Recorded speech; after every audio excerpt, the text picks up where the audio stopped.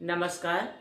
मैं रीता उपाध्याय प्रयागराज से आपको एक धार्मिक कथा सुना रही हूँ। आइए हम कथा का श्रवण करें। पूर्व काल की बात है। नरोत्तम नाम से एक प्रसिद्ध ब्राह्मण था। वह अपने माता पिता का अनादर करके तीर्थ सेवन के लिए चल पड़ा। सभी तीर्थों में घूमते हुए उस ब्राह्मण के वस्त्र प्रतिदिन आकाश में ही सूखते थे। इससे उसके मन में बड़ा भारी अहंकार हो गया। वह समझने लगा कि मेरे समान पुण्यात्मा और महान यशस्वी दूसरा कोई नहीं है। एक दिन वह मुख ऊपर करके यही बात कह रहा था। इतने में ही एक बगुले ने उसके मुख पर बीट कर दिया। तब ब्राह्मण ने क्रोध में आकर उसे शाप दे दिया। बेचारा बगला राख की ढेरी होकर पृथ्वी पर गिर पड़ा। बगुले की मृत्यु होते ही नरोत्तम के मन में अहंकार ने प्रवेश कर लिया। उसी पाप से ब्राह्मण का वस्त्र अब आकाश में नहीं ठहरता था। यह जानकर उसे बड़ा खेद हुआ। तदनंतर आकाशवाणी ने कहा, ब्राह्मण, तुम परम धर्मात्मा मूक चंडाल के पास जाओ। वहां जाने से तुम्हें धर्म का ज्ञान होगा। यह आकाशवाणी सुनकर ब्राह्मण मूक चांडाल के घर गया। वहां जाकर उसने देखा कि वह चांडाल सब प्रकार से अपने माता पिता की सेवा में लगा है। जाड़े के दिनों में वह अपने माँ बाप को स्नान के लिए गर्म जल देता, उनके शरीर में तेल की मालिश करता, तापने के लिए अंगीठी जलाता, भोजन के पश्चात पान खिलाता और गर्म कपड़े पहनने को देता था। प्रतिदिन मिष्ठान भोजन के लिए परोसता। गर्मी के मौसम में प्रतिदिन माता पिता को पंखा झलता था।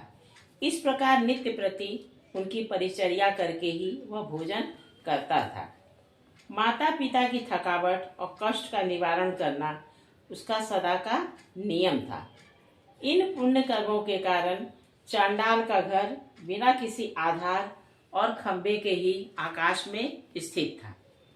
उसके अंदर त्रिभुवन के स्वामी भगवान श्रीहरि मनोहर ब्राह्मण का रूप धारण किए नित्य क्रीड़ा करते थे। वे सत्व स्वरूप परमात्मा अपने महान सत्वमय तेजस्वी विग्रह से उस चांडाल मंदिर की शोभा बढ़ाते थे। यह सब देखकर ब्राह्मण को बड़ा ही विस्मय हुआ। उसने मूक चांडाल से कहा, तुम मेरे पास आओ, मैं तुमसे समस्त लोगों के सनातन हित की बात पूछता हूँ, उसे ठीक ठीक बताओ। मूक चांडाल बोला, ब्राह्मण, इस समय मैं माता पिता की सेवा कर रहा हूँ, अतः आपके पास अभी नहीं आ सकता हूँ। आप दरवाजे पर ठहरिए, मैं बाद में आपका आतिथ्य स्वीकार करूँगा। चांडाल कितना कहते ही ब्राह्मण देवता आग बबूला हो गए और बोले, मुझ ब्राह्मण की सेवा छोड़कर तुम्हारे लिए कौन सा कार्य बड़ा हो सकता है। चांडाल बोला, महाराज, क्यों व्यर्थ क्रोध करते हैं, मैं बगुला नहीं हूँ। इस समय आपका क्रोध बगुले पर ही सफल हो सकता है, किसी दूसरे पर नहीं। अब आपकी धोती न तो आकाश में सूखती है और न ठहरी पाती है, अतः आकाशवाणी सुनकर आप मेरे घर पर आए हैं। थोड़ी देर ठहरिए तो मैं आपके प्रश्न का उत्तर दूंगा, अन्यथा पतिव्रता स्त्री के पास जाइए। द्विश्रेष्ठ पतिव्रता स्त्री का दर्शन करने पर आपका अभीष्ट सिद्ध होगा। व्यास जी कहते हैं, तदनंतर चांडाल के घर से ब्राह्मण रूपीधारी भगवान श्री विष्णु ने निकलकर उस द्विज से कहा, चलो, मैं पतिव्रता देवी के घर चलता हूँ। द्विश्रेष्ठ नरोत्तम कुछ सोचकर उनके साथ चल दिया। उसके मन में बड़ा विस्मय हो रहा था।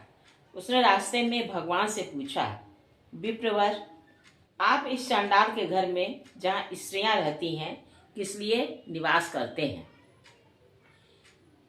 ब्राह्मण रूपधारी भगवान ने कहा, विप्रवर, इस समय तुम्हारा हृदय शुद्ध नहीं है।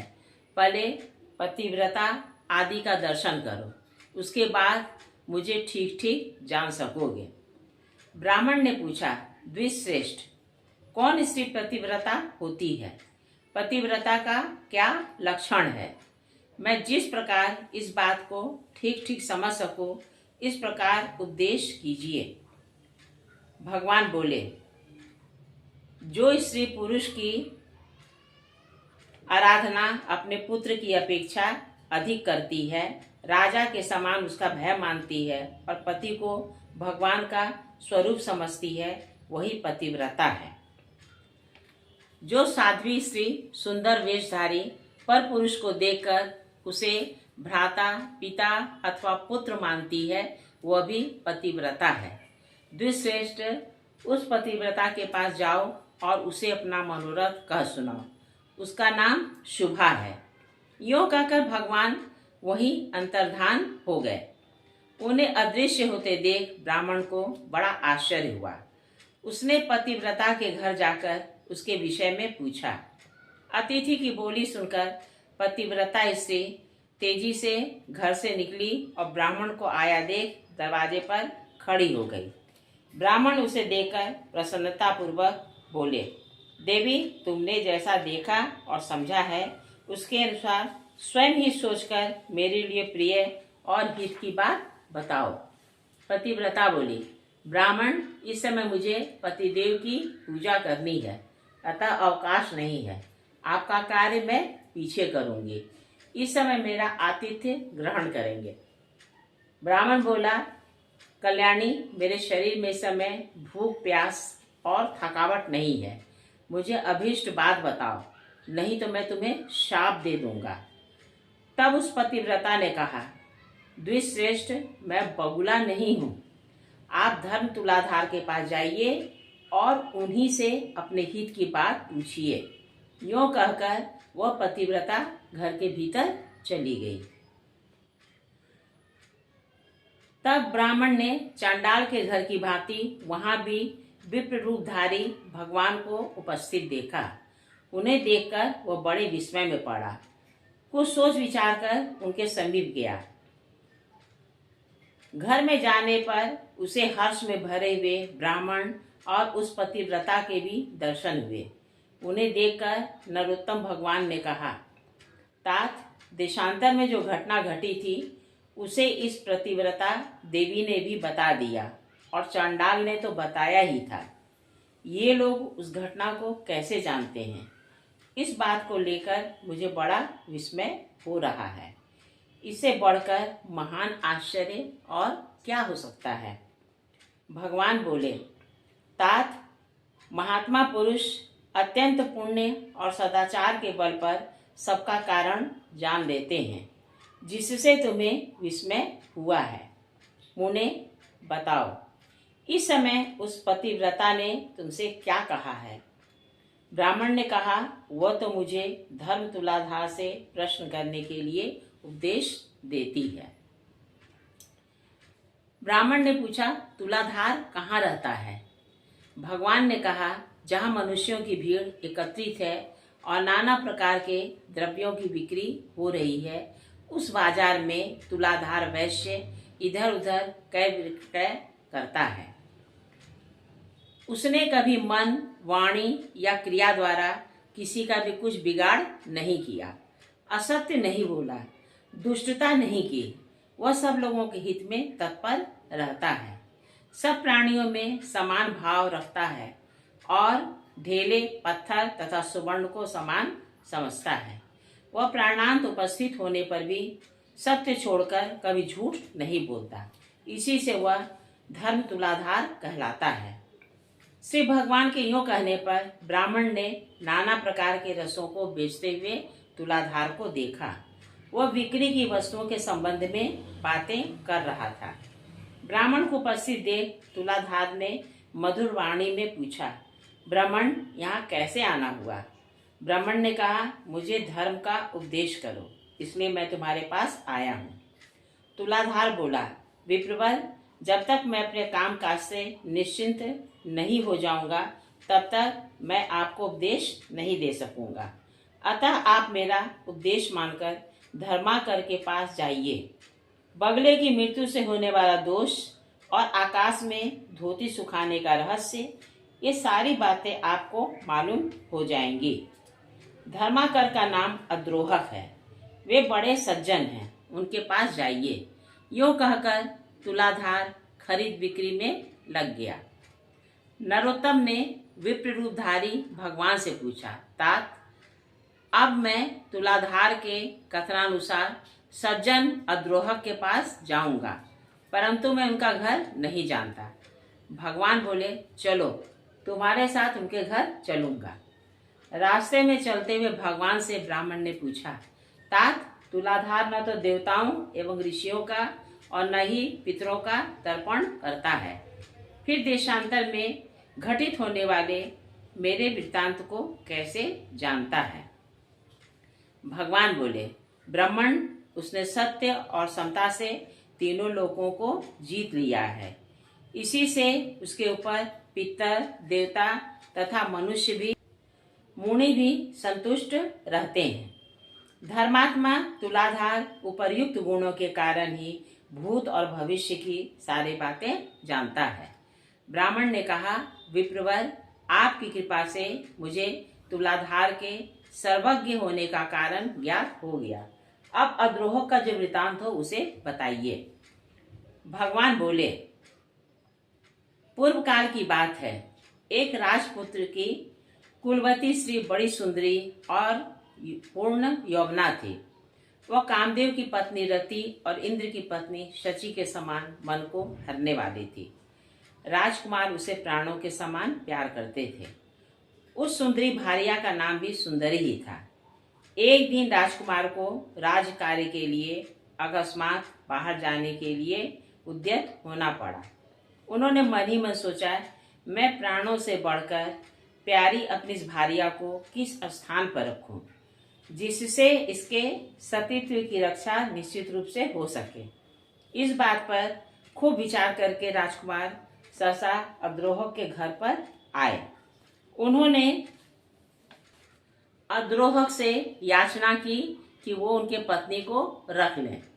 अद्रोहक ने बहुत मना किया, किंतु राजकुमार ने अपनी पत्नी को विनती करके वहीं रख दी।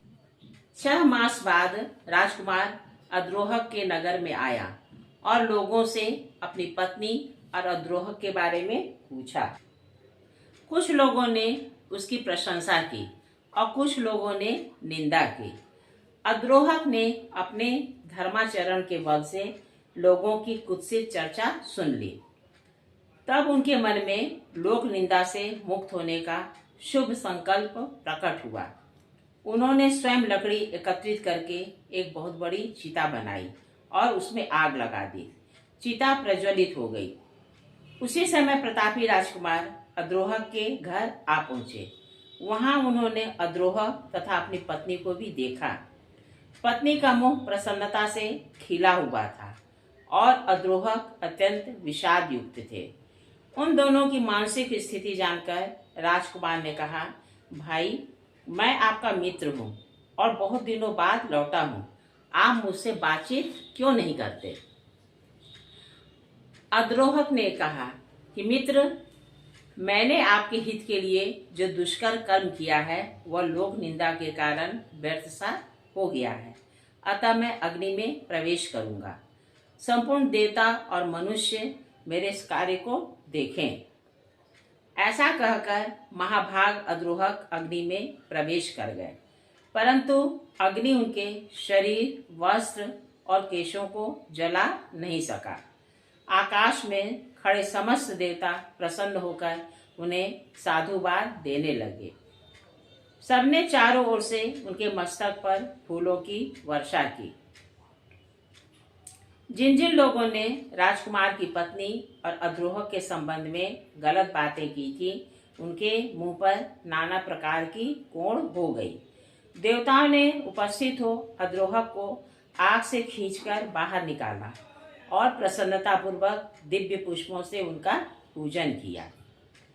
उस समय देवताओं, असुरों और मनुष्यों ने मिलकर उनका नाम सज्जनाद्रोह रखा। उनके चरणों की धूलि से पवित्र हुई भूमि के ऊपर खेती की उपज अधिक होने लगी। तब से अद्रोह को दिव्य दृष्टि प्राप्त हो गई है। वे देवताओं को भी देखते हैं और तीनों लोकों की बातें अनायास ही जान लेते हैं। यह सुनकर वह ब्राह्मण द्विज रूपधारी भगवान के साथ प्रसन्नता पूर्वक वैष्णव के यहाँ आया। तदनंतर अद्रोह की गली में जाकर द्विज ने उनका दर्शन किया और बड़ी प्रसन्नता के साथ उनसे धर्म में उपदेश तथा हित की बातें पूछी। सज्जना द्रोहक ने कहा, धर्मज्ञ ब्राह्मण, आप पुरुषों में श्रेष्ठ वैष्णव के पास जाइए। उनका दर्शन करने से इस समय आपका मनोरथ सफल होगा। बगुले की मृत्यु तथा आकाश में वस्त्र के न सूखने आदि का कारण आपको विदित हो जाएगा। इसके सिवा आपके हृदय में और भी जो कामनाएं हैं उनकी भी पूर्ति हो जाएगी। यह सुनकर वह ब्राह्मण द्विज रूपधारी भगवान के साथ प्रसन्नता पूर्वक वैष्णव के यहाँ आया। वहां पहुंचकर उसने सामने बैठे हुए शुद्ध हृदय वाले एक तेजस्वी पुरुष को देखा, जो समस्त शुद्ध लक्षणों से संपन्न एवं अपने तेज से दैदीप्यमान थे। धर्मात्मा द्विज ने ध्यान मग्न हरिभक्त से कहा, महात्मन, मैं आपसे बहुत दूर से मिलने आया हूँ। मेरे लिए जो कर्तव्य उचित हो उसका उपदेश दीजिए। वैष्णव ने कहा, देवताओं में श्रेष्ठ भगवान श्री विष्णु तुम पर प्रसन्न हैं। इस समय तुम्हें देखकर मेरा हृदय उल्लासित सा हो रहा है, अतः तुम्हें अनुपम कल्याण की प्राप्ति होगी।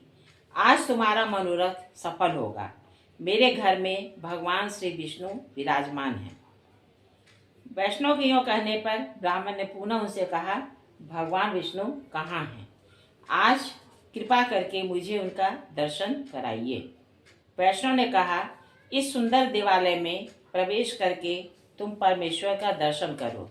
ऐसा करने से तुम्हें जन्म और मृत्यु के बंधन में डालने वाले घोर पाप से छुटकारा मिल जाएगा। उनकी बात सुनकर जब ब्राह्मण ने देव मंदिर में प्रवेश किया तो देखा वे ही विप्र रूपधारी भगवान कमल के आसन पर विराजमान हैं। ब्राह्मण ने मस्तक झुकाकर उन्हें प्रणाम किया और बड़ी प्रसन्नता के साथ उनके दोनों चरण पकड़कर कहा, देवेश्वर, अब आप मुझ पर प्रसन्न होइए। मैंने पहले आपको नहीं पहचाना था। प्रभु, इस लोक और परलोक में भी मेरा साथ आपके साथ बना रहे। मधुसूदन, आपने मेरे ऊपर प्रत्यक्ष अनुग्रह दिखाई दिया है। यदि कृपा हो तो मैं आपका साक्षात स्वरूप देखना चाहता हूँ।